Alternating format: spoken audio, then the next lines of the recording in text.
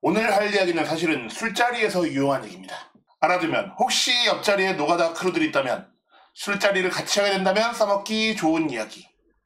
아니 씨발 우리나라 건축 이건 이렇고 저건 저렇고 이래서 문제야 라고 하면 눈이 갑자기 휘둥그레져서 아니 자네 뼈대 있는 크루 출신이구먼.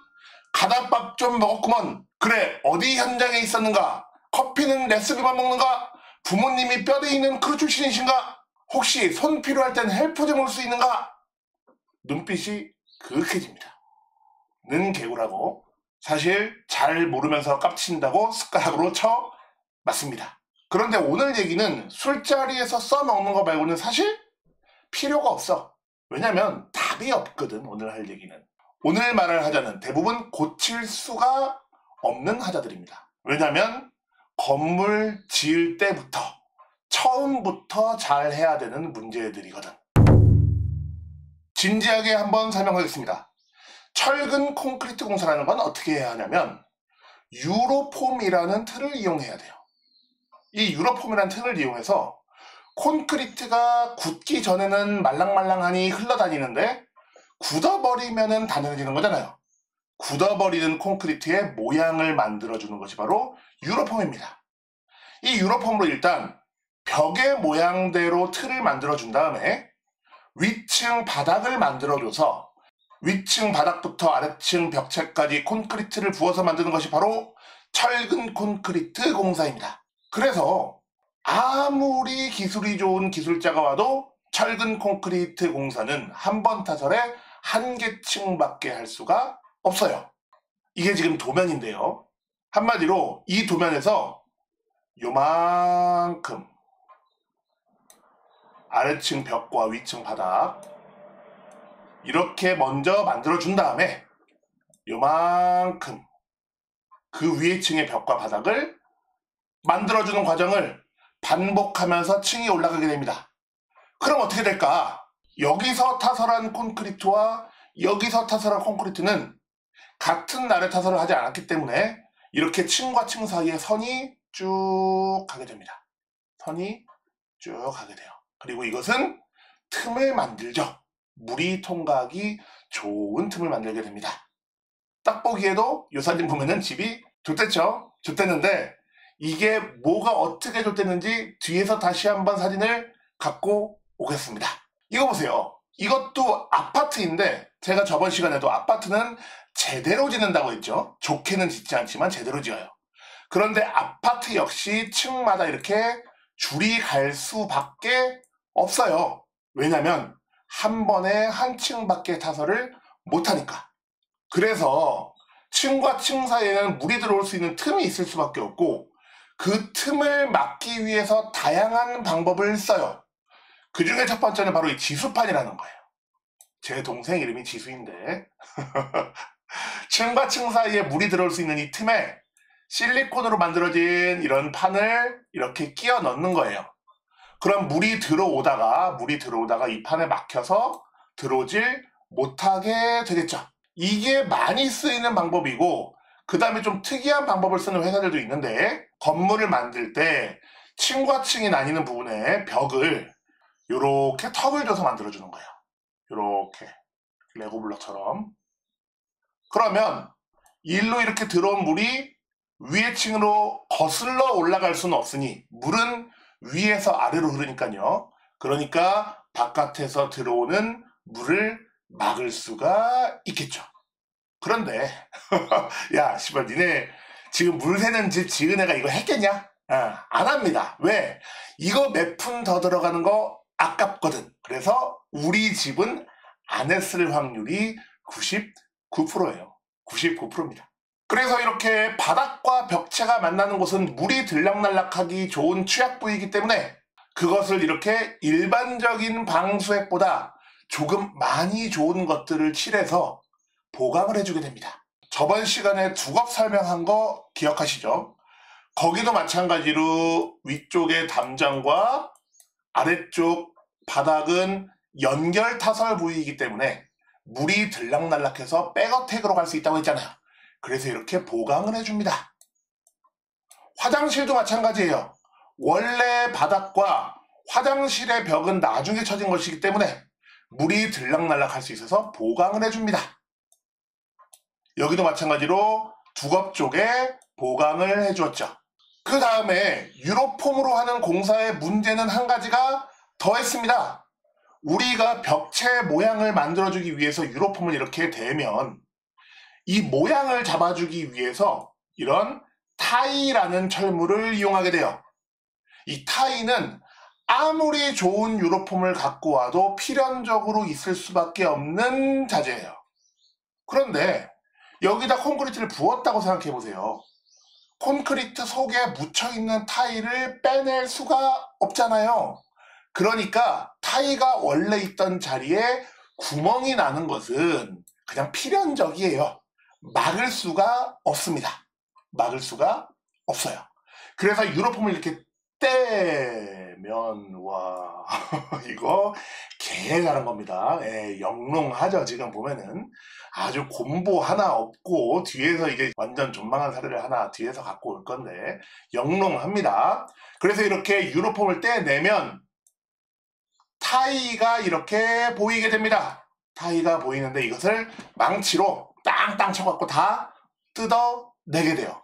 그런데 뜯어내 봐야 이렇게 타이가 있었던 자리에 구멍이 있고 이 구멍으로 물이 들락날락할 수가 있습니다. 그런데 일반적인 건물 외벽에서는 사실 타이 틈까지는 막진 않아요. 왜냐면 일단 타이 구멍이 있는 곳으로 물이 줄줄 흘러야 거길 통해서 우리 집으로 물이 들어올 텐데 일단 두겁을 믿는 거예요. 나는 믿어요. 두겁을 믿어요. 그런데 우리가 사는 물 새는 집은 두겁부터가 존망했죠. 그래서 망했습니다. 망했어요.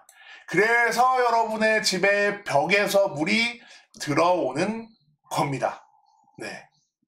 자, 그러면 여기는 왜 이렇게 다 막아놨느냐? 이거는 뭐냐면은 지하층에 지하수가 있는 공간이라 그래요.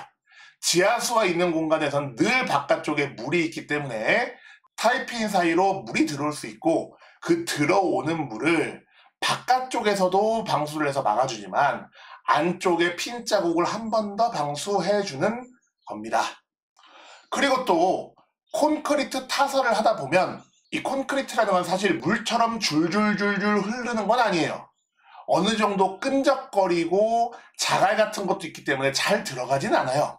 그래서 타설을 할 때 유로폼을 망치로 막 쳐주거나 위에서 진동기 바이브레이터를 드드드드드 하고 대주거나 오만지랄 다 하는데 그럼에도 불구하고 이런 곰보가 피는 실수가 발생합니다. 네, 아까 본 사진이랑 너무 비교되죠. 이 사진이 인터넷으로 구하는데 되게 힘들었어요. 왜냐? 자기들 실수니까 보여주기 껄끄럽잖아요. 찍어놓은 사진들이 없더라고. 근데 이런 실수는 보통은 다 미장이라는 시멘트를 이용해서 다 가려주게 돼요. 원래는. 그래야 물이 들어오지 않을 거 아니에요.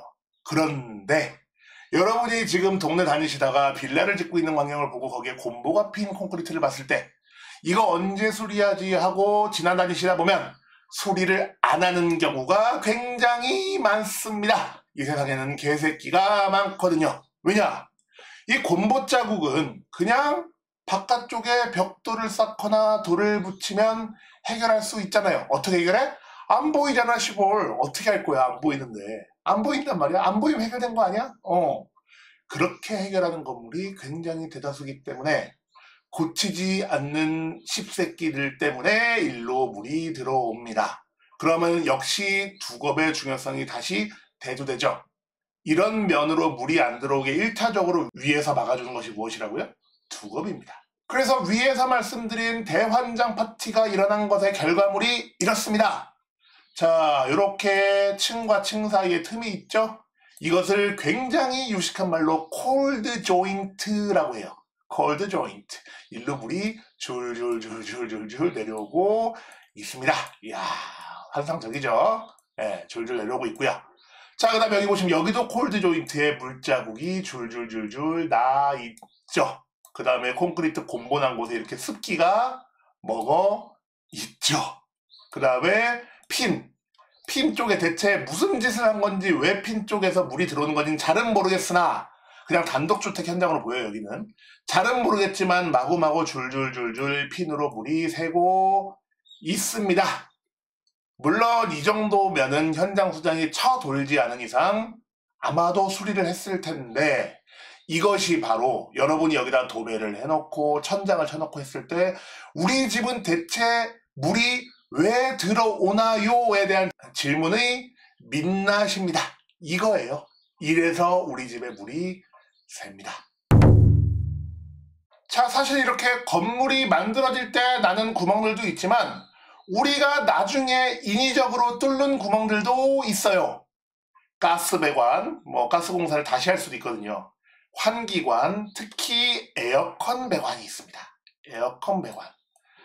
이거 정말 취약해요. 일로 물 많이 들어옵니다. 근데 어떡해. 존나 덥잖아. 존나 더운데 어떡해요. 에어컨 달지 말라고 할 수도 없고. 이 빌라는 에어컨이 원래부터 지을 때부터 옵션으로 돼 있지 않았으니까 덥게 사세요라고 할 거야? 아니잖아요. 에어컨 배관 해야지. 그런데 그 구멍을 빡빡하게 배관만 지나다니는 게 뚫을 수가 없습니다. 창문할 때도 말씀드렸죠? 사람처럼 말랑말랑한 재료들이 아니에요. 윤활액을 바를 수도 없어요. 딱딱한 콘크리트에 딱딱한 재료들을 끼워 넣는 것이기 때문에 절대로 구멍을 작게 뚫을 수가 없어요. 훨씬 크게 뚫게 되는데, 아니 그랬으면 구멍을 막아줘야지. 보시면 아파트나 제대로 지은 건물에서도 이렇게 배관들이 지나다니는 구멍이 생길 수밖에 없고, 창문이랑 똑같아요. 틈을 사춤이라고 틈을 채우는 재료로 채워주고, 방수 테이프든 이런 초록색 방수액이든 방수를 해주는 것이 원칙이에요.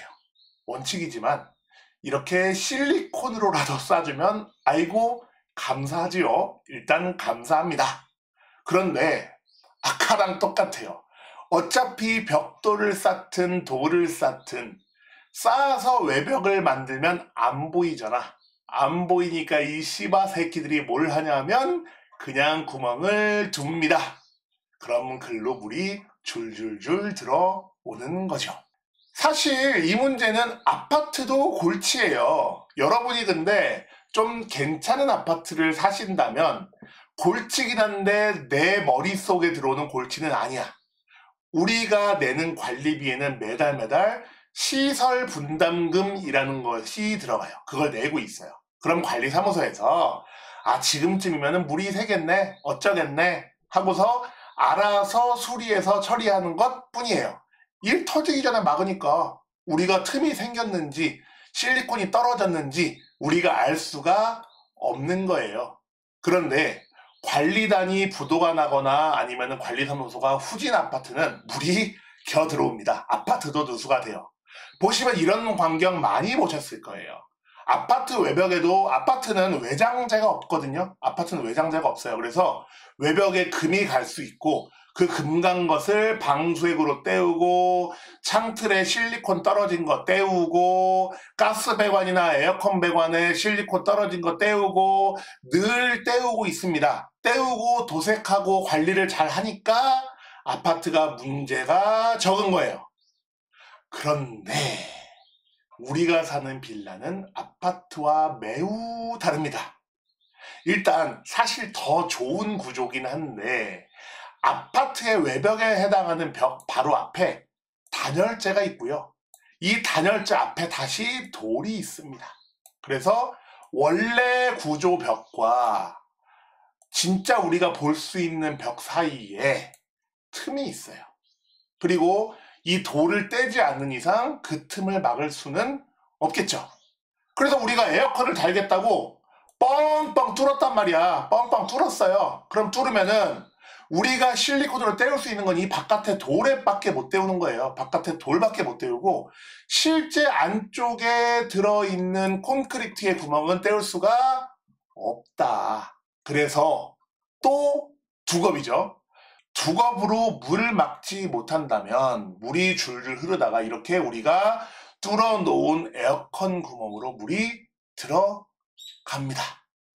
안쪽에서 간혹 그 구멍에 실리콘이라도 싸주시는 분들이 있는데 제가 봤을 때 많은 수는 그런 것을 하지 않아요. 외벽에도 안 쏘는데 뭐. 그래서 우리는 이런 경우는 물을 어떻게 할 수밖에 없냐. 그냥 외벽에 타고 흐르는 물이라도 들어오지 않게 해주세요 하고 실리콘을 쏘는 수밖에 없습니다. 안쪽에 있는 콘크리트의 원천적인 해결은 불가능해요. 그냥 불가능해요. 그래서 지금 제가 유튜브에서 뭐 누수 이런 걸로 찾은 건데요. 전문가들이 이미 뭐가 문제인지는 다 말씀하셨어. 배관 뚫은 거에 실리콘 지금 안 해놨죠? 안 해놨죠. 했죠. 그래서 실리콘으로 여기 쏴줘야 됩니다라는 영상은 엄청 많은데 또리콘이죠. 네. 어떤 구독자분께서 그래주시더라고요. 또 실리콘이면 또리콘인가요? 입에 착착 붙더라고요. 또리콘 엔딩입니다. 이 실리콘은 결국엔 3년에서 5년 후에 경화돼서 떨어지게 되죠. 네. 많은 전문가들이 실리콘을 잘 쏘자로 결국은 귀결되는데 3년에서 5년 지나면 실리콘은 다시 떨어집니다. 이쯤 되면 지금 방수 마감해 주시는 사장님들이랑 먼 친척 정도는 되는 거예요. 여러분 친척 중에서도 3년 만에 안 만나시는 분들 있죠. 근데 이분들 3년 만에 또 만나야 됩니다. 3년 후에 또 봐요 사장님. 전화번호 지우지 마세요. 다음에 할 때는 재시공 할인 부탁드립니다. 할 수 있는 거예요. 꼭 재시공 할인 있는 업체에 문의를 하시면 좋을 것 같습니다. 마지막으로는 아파트 최상층이나 지붕에 대한 이야기예요. 지붕은 다른 곳보다 콘크리트가 얇아요. 왜냐하면 하중이 없거든. 지붕은 사람도 살지 않고 가구도 놓지 않는다고 생각하는 거예요. 그런데 그 지붕에 있는 콘크리트 이렇게 전선을 마구마구 묻는 경우들이 많아요. 이것도 인터넷에 있는 모 업체가 저희 지붕층 타설 전 작업을 존나 잘했죠 라고 올려놓은 건데 이거는 뭐 답이 없죠. 지붕에 이렇게 배선을 많이 깔아놓으면 어떻게 되냐면 요거 지금 아파트거든요. 아파트 인테리어를 하기 위해서 최상층에 위에 단열재를 뜯어내면 이렇게 누수가 발생해서 곰팡이가 피어 있습니다. 네, 이거 우리가 다 먹고 사는 거죠. 왜냐? 이렇게 묻어 놓으면은 균열이 쫙쫙쫙 하는데 지붕은 비를 맞는 곳이네. 비를 맞는 곳이니까 물이 들어올 수밖에 없죠. 옛날에는 브랜드 아파트들도 다 이렇게 지었어요. 그런데 이게 문제가 있다고 내부에서 판명이 되니까 이렇게 바꿨어요. 더 이상 지붕에 있는 배관은 콘크리트 속에 묻지 않아. 차라리 조금 층고를 높여서 배관이 다닐 수 있는 길을 만들어줘요. 이제 아파트들은 이렇게 안 해요. 그런데 비엘라는 단독주택은 아직도 이렇게 하는 현장이 대다수입니다. 아니 지금 저 까느라 신났죠? 근데 그래서 뭐 씨발 어떡하라고 어떡하라는 건데 이번에는 네 이번 편은 그냥 신나게 까는 것밖에 답이 없는 편이었습니다. 대부분 아까 설명한 대로 구조체 단위 콘크리트 구조체 단위에서 발생하는 하자이기 때문에 저번 시간에 옥상 방수처럼 정말 근본적으로 해결하기 위해서 다 갈아내고 FM대로 방수를 할 수 있는 방법이 존재하질 않아요. 두 가지 방법밖에 없습니다. 첫 번째는 기도메타. 제발 제 건물은 제대로 지은 건물이게 해주세요. 기도메타. 두 번째는 또리콘 엔딩밖에 없습니다. 새는 부위를 하나하나 예상해서 실리콘을 차발차발 떡칠하고 3년에 한 번씩 아저씨께 안부 인사를 드리는 수밖에 방법이 없습니다. 그래서 벽이랑 천장에서 갑자기 물이 들어온다면 또리콘을 부르자. 또 실리콘을 합시다. 어디를 한다? 배관이 들어오는 곳, 외벽을 뚫어 놓은 곳, 이런 곳에 실리콘을 다시 쏘면 됩니다. 그런데 아까 듣다 보니까 생각 드시죠? 배관도 배관인데 두겁이 굉장히 중요합니다. 두겁 수리를 먼저 선행하세요. 그 다음에 물이 들어오면 대부분의 주인들한테 월세를 깎을 수 있어요. 왜냐면은 집주인은 우리에게 평온한 주거를 제공할 의무가 있거든요.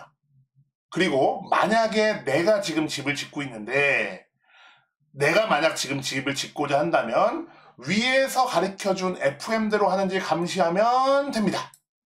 그런데 만약에 지금 내가 건물을 가진 건물주인데 이런 문제가 계속 발생하고 있다면 그냥 서운한 겁니다. 아우 서운해. 서운. 그리고 제발 큰 하자가 아니어서 수리할 수 있기를 진심으로 빕니다.